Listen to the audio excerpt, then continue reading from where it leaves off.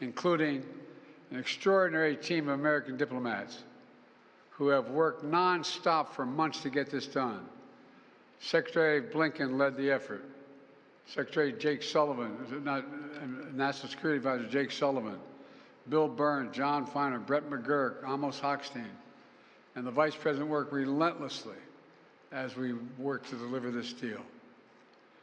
I'd also note this deal was developed and negotiated under my administration, but its terms will be implemented, for the most part, by the next administration. In these past few days, we've been speaking as one team. This has been a time of real turmoil in the Middle East.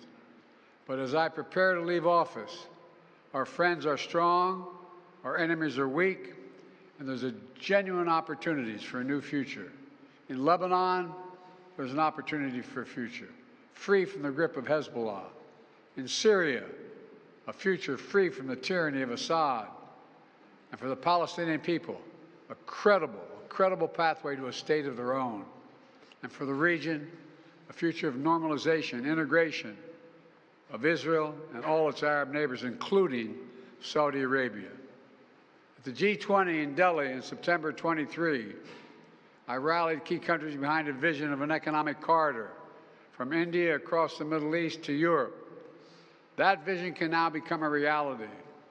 There are risks as well, including ISIS and Iran, even in a badly weakened state. But we're handing off then to the next team a real opportunity for a better future for the Middle East. I hope they will take it. Let me close with this. My friend for years in the United States Senate, former Senator George Mitchell, who did so much to forge peace in Northern Ireland, once said about diplomacy, he said, it is a 700 days of failure and 1 day of success. 700 days of failure and 1 day of success. Well, we've had many difficult days since Hamas began its terrible war. We've encountered roadblocks and setbacks. We've not given up. And now, after more than 400 days of struggle, a day of success has arrived. God bless all the hostages and their families. May God protect the troops of all those who work for peace. Mr. President, how do you see the future of Gaza now? As you were saying, the implementation of this deal will be in the hands of the next administration.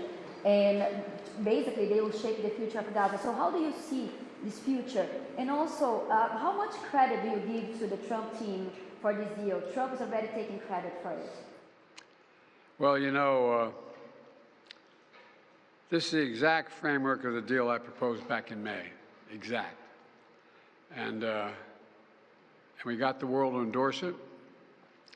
Secondly, it's America's support for Israel that helped them badly weaken Hamas and its backers and create the conditions for this deal. And thirdly, I knew this deal would have to be implemented by the next team, so I told my team to coordinate closely with the incoming team to make sure we're all speaking with the same voice, because that's what American presidents do. Thank you. In the, how many Americans will be released when the hostages are being released?